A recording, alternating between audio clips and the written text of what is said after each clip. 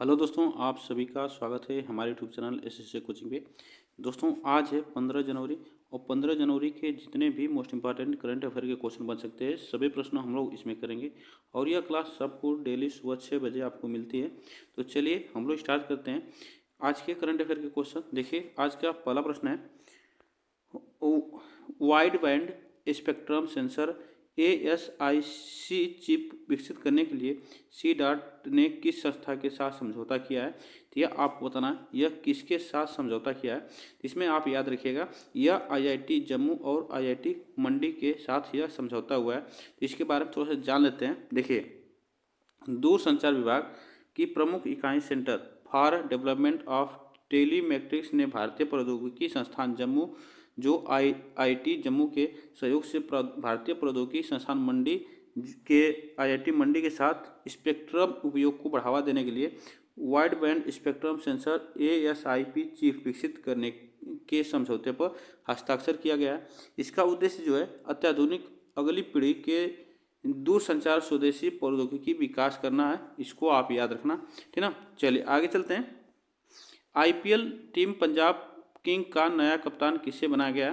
तो यह आपको बताना है IPL टीम का जो पंजाब किंग्स है उसका नया कप्तान किससे बनाया गया है। तो याद रखिएगा उसका नया कप्तान श्रेयस अय्यर बना। यह 17वें कप्तान होंगे, ये भी बात याद रखिएगा। और यह अलग अलग 3 टीमों के कैप्टन भी रह चुके हैं। तो इसके बारे में थोड़ा सा जान लेते हैं। देखिए, जो श्रेयस अय्यर को आधिकारिक तौर पर 2050 इंडियन प्रीमियर लीग जो है के सीजन के लिए पंजाब किंग का नया कप्तान नामित किया गया है।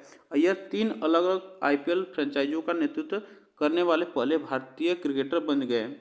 श्रेयस अय्यर दिल्ली कैपिटल और कोलकाता जो नाइट राइडर्स की अभी कप्तानी भी कर चुके हैं, जो कि पिछले संस्करण में विजेता कप्तान भी हैं। ये भी बात याद रखिएगा। पिछले साल कोलकाता के कप्तान थे और कोलकाता IPL का फाइनल जीती थी। ये भी बात याद रखिएगा, ठीक ना। आगे चलते हैं।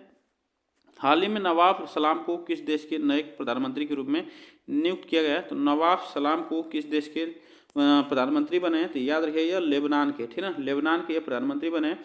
अगर लेबनान की बात की जाए तो लेबनान की राजधानी बेरूत, याद रखिएगा लेबनान की राजधानी है बेरूत, इसको आप याद रखिएगा। इसके बारे में थोड़ा सा जान लेते हैं। देखिए, अभी लेबनान के नए राष्ट्रपति भी चुने गए हैं।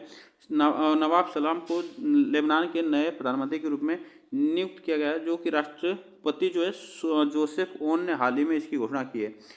यहाँ वर्तमान में अंतर्राष्ट्रीय न्यायालय के अध्यक्ष उन्होंने राष्ट्रपति द्वारा आयोजित परामर्श मतदाता के दौरान 128 में से 84 वोट हासिल किए। ये भी आप याद रखिएगा। आगे चलते हैं। चलिए आगे चलते हैं नेक्स्ट क्वेश्चन पे। नागमार्ग एंटी टैंक गाइडेड मिसाइल किस संगठन द्वारा विकसित की गई है। तो यह आपको याद रखना है कि नागमार्ग 2 यह की है DRDO द्वारा, ठीक ना, DRDO द्वारा इससे विकसित की गई है। इसके बारे में थोड़ा सा जान लेते हैं। देखिए, भारत ने अपनी रक्षा क्षमताओं में महत्वपूर्ण प्रगति का प्रदर्शन करते हुए तीसरी पीढ़ी के एंटी टैंक गाइडेड मिसाइल का नाम नागमार्ग का सफलतापूर्वक फील्ड परीक्षण किया। नाग MK2 भारत के रक्षा अनुसंधान और विकास संगठन का द्वारा यह विकसित तीसरी पीढ़ी की एंटी टैंक गाइडेड मिसाइल है। ये भी बात याद रखिएगा। यह अभी इसका परीक्षण किया गया है, ठीक ना। आगे चलते हैं। AFI के नवगठित एथलीट आयोग के अध्यक्ष के रूप में किसे नियुक्त किया गया। तो यह आपको बताना नवगठित एथलीट आयोग के रूप में किसे नियुक्त किया गया। तो यह अंबुज बॉबी जॉर्ज को नियुक्त किया गया है, ठीक ना।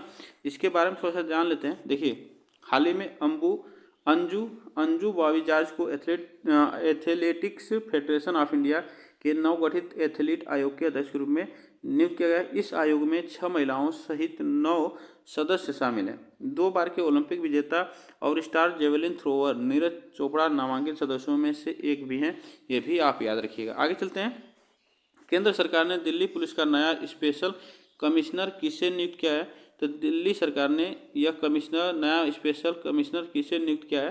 तो यह आपको बताना है। तो याद रखिएगा ये विजय कुमार को, ठीक ना, विजय कुमार को यह नियुक्त किया गया, जो कि ये 1997 बैच के यह IPS हैं, ठीक ना, 1997 बैच के IPS हैं।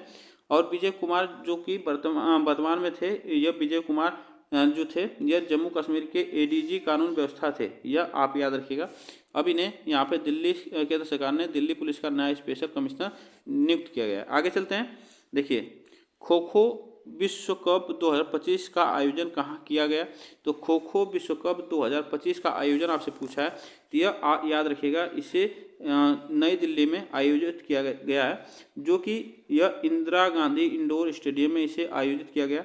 अगर पूछा जाए इसका शुभंकर क्या है, तो याद रखिएगा शुभंकर, याद रखिएगा इसका शुभंकर, याद रखिएगा शुभंकर अगर पूछा जाए एग्जाम में, इसका शुभंकर होगा तेजस और तारा। ठीक है, तेजस और तारा इसका तेजस और तारा इसका शुभंकर है, ये आप याद रखिएगा। अगर बात की जाए इसका थीम, अगर थीम पूछा जाए तो थीम याद रखिएगा, इसकी थीम है खेल के प्रति समर्पण, खेल के प्रति समर्पण, ठीक ना, खेल के प्रति समर्पण। इसका क्या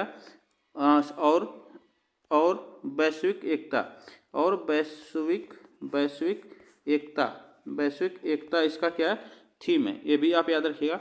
अगर इसमें बात की जाए कि जो खो खो विश्व कप होने वाला है, पुरुष और महिला दोनों में होने वाला है, तो पुरुष को किस कलर की ट्रॉफी दी जाएगी, ये भी याद रखिएगा। तो पुरुष को ब्लू कलर की ट्रॉफी दी जाएगी, ब्लू कलर की ट्रॉफी दी जाएगी। और वहीं महिलाओं की बात की जाए तो महिलाओं में जो विजेता होगा, महिलाओं में जो विजेता होगा उसको ग्रीन कलर की ट्रॉफी दी जाएगी, ग्रीन कलर की ट्रॉफी दी जाएगी, ठीक है। ये भी आप याद रखिएगा, यहाँ से प्रश्न बन सकता है। आगे चलते हैं। प्रयागराज के महाकुंभ नगर में कलाग्राम का उद्घाटन किसने किया? तो कलाग्राम का उद्घाटन किसने किया यह आपको बताना है। तो देखिए, कलाग्राम का उद्घाटन गजेंद्र सिंह शेखावत ने किया है, ठीक है ना।